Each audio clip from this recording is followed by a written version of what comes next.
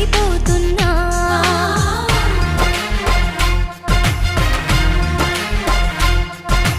నిండు రేలో ఇంత వెలుగు ఇది ఎక్కడిదనుకున్నా. నువ్వు వస్తున్నావుగా ఇది నీ మహిమని ఇప్పుడే కనుగొన్నా. నీతో శ్రావణ మాసం తీసుకురా మన కోసం.